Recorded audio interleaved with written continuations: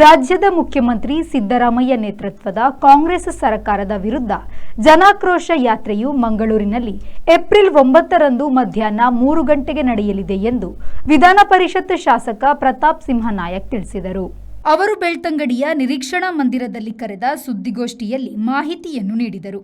ರಾಜ್ಯದ ಕಾಂಗ್ರೆಸ್ ಸರ್ಕಾರದ ದುರಾಡಳಿತದ ಕಾರಣಕ್ಕೆ ಆಗಿರುವ ಮಿತಿಮೀರಿದ ಬೆಲೆ ಏರಿಕೆ ಮತ್ತು ಭ್ರಷ್ಟಾಚಾರ, ಹದಗೆಟ್ಟ ಕಾನೂನು ವ್ಯವಸ್ಥೆ, ಸ್ವಜನ ಪಕ್ಷಪಾತ, ತುಷ್ಟೀಕರಣ ನೀತಿಯನ್ನು ಪ್ರತಿಭಟಿಸುವ ಈ ಯಾತ್ರೆಯಲ್ಲಿ ರಾಜ್ಯಾಧ್ಯಕ್ಷರಾದ ಶ್ರೀ ವೈ ವಿಜಯೇಂದ್ರ ಮತ್ತು ಪ್ರಮುಖ ನಾಯಕರು ಭಾಗವಹಿಸಲಿದ್ದಾರೆ ಎಂದು ಹೇಳಿದರು. ಕರ್ನಾಟಕದ ಇತಿಹಾಸದಲ್ಲಿ ಹಿಂದೆಂದೂ ಕಂಡರಿಯದ ಮಟ್ಟಕ್ಕೆ ಬಡವರ ಬದುಕಿಗೆ ಬೆಂಕಿ ಇಡುವ ಬೆಲೆ ಏರಿಕೆಯನ್ನು ಮುಖ್ಯಮಂತ್ರಿ ಸಿದ್ದರಾಮಯ್ಯ ಮಾಡಿದ್ದಾರೆ. ಹಾಲಿನ ದರ, ಮದ್ಯದ ದರ, ಮೆಟ್ರೋ ದರ, ಕಾಲೇಜ್ ಪ್ರವೇಶ ಶುಲ್ಕ, ಬಿತ್ತನೆ ಬೀಜ ದರ, ಪೆಟ್ರೋಲ್ ಡೀಸೆಲ್ ದರ, ಬಸ್ ದರ, ಸ್ಟ್ಯಾಂಪ್ ದರ ಏರಿಕೆಯಾಗಿದೆ. ಈಗ ಕಸದಿಂದಲೂ ದುಡ್ಡು ಹೊಡೆಯಲಾಗುತ್ತಿದೆ. ಬೆಂಗಳೂರಿನ ಜನರು ಕಸಕ್ಕೂ ಶುಲ್ಕ ನೀಡಬೇಕಾಗಿದೆ. ಇದರಿಂದಲೇ 1.5 ಕೋಟಿ ರೂಪಾಯಿ ಲೂಟಿ ಮಾಡಲಾಗುತ್ತಿದೆ. ಬೆಳಗ್ಗೆ ಎದ್ದು ಸರ್ಕಾರ ಇವತ್ತು ಯಾವುದರ ದರ ಏರಿಸುತ್ತಾರೋ ಎಂಬ ಆತಂಕದ ಸ್ಥಿತಿಯಲ್ಲಿ ಜನ ಬದುಕುವಂತಾಗಿದೆ ಎಂದು ಹೇಳಿದರು. ಅಪರಾಧ ಅವರ ಮಂತ್ರಿಗಳು ಅಂತೇಳಿ ಆದರೆ ಶಿಕ್ಷೆಯನ್ನ ಬಿಜೆಪಿಯ ಶಾಸಕರ ಮೇಲೆ ಕೊಟ್ಟಿರುವಂತಹದ್ದು ಒಂದು ರೀತಿಯಲ್ಲಿ ಪ್ರಜಾಪ್ರಭುತ್ವದ ಅಪಹಾಸ್ಯವನ್ನ ಮಾಡಿದ್ದಾರೆ ಅಂತ ಹೇಳುವಂತಹ ಆರೋಪವನ್ನು ಮಾಡಬೇಕಾಗ್ತದೆ. ಕೊನೆಯದಾಗಿ ತುಷ್ಟೀಕರಣದ ನೀತಿ,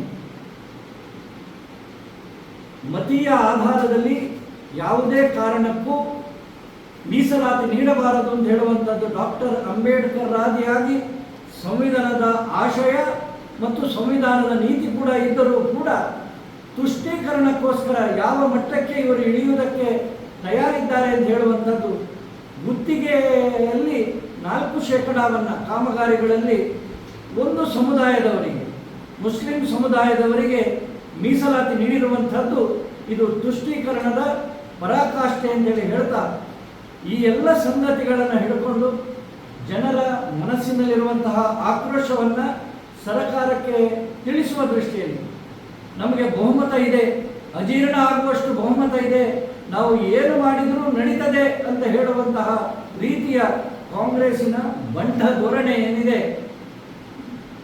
ಭ್ರಷ್ಟ ಧೋರಣೆ ಏನಿದೆ, ಇದರ ವಿರುದ್ಧ ಈ ಜನಾಕ್ರೋಶ ಯಾತ್ರೆ ಇಡೀ ಕರ್ನಾಟಕದಲ್ಲಿ 4 ಹಂತದಲ್ಲಿ ನಡೀತದೆ.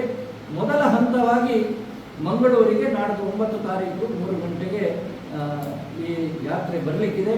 ಜನ ಬಹಳ ದೊಡ್ಡ ರೀತಿಯಲ್ಲಿ ಸ್ಪಂದನವನ್ನು ಮೊನ್ನೆ ಅಹೋರಾತ್ರಿ ಧರಣಿ ಮಾಡಿದಾಗಲೂ ಬೆಂಗಳೂರಿನಲ್ಲಿ ನೀಡಿದ್ದಾರೆ.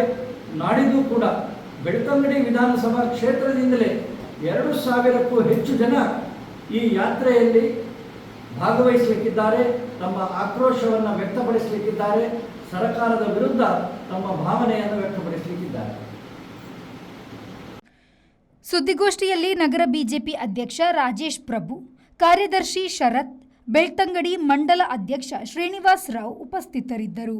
ಸತೀಶ್, ವಿ4 ನ್ಯೂಸ್, ಬೆಳ್ತಂಗಡಿ. ಕಳೆದ 20 ವರ್ಷಗಳಿಂದ ಸಿಲ್ಕ್ ಸಾರಿ ಮತ್ತು ರೆಡಿಮೇಡ್ ಬಟ್ಟೆಗಳಲ್ಲಿ ವಿಶ್ವಾಸ ಗಳಿಸಿರುವ ಎಂಪಿಎಸ್ ಸಿಲ್ಕ್ಸ್ ನಲ್ಲಿ ಇದೀಗ ಬೃಹತ್ ಮಾನ್ಸೂನ್ ಸೇಲ್ ಪ್ರಾರಂಭ.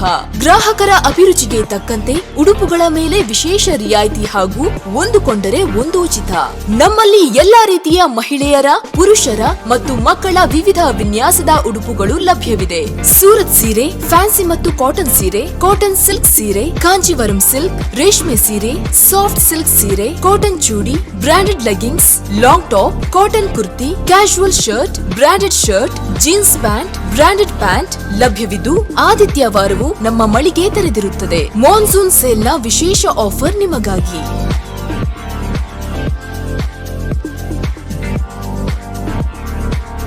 ಇಂದೇ ಭೇಟಿ ಕೊಡಿ. ಎಂಪಿ ಸಿಲ್ಕ್, ಟೌನ್ ಹಾಲ್ ಎದುರು, ಹಂಪನಕಟ್ಟೆ, ಮಂಗಳೂರು. ಮೊಬೈಲ್ 9845735620.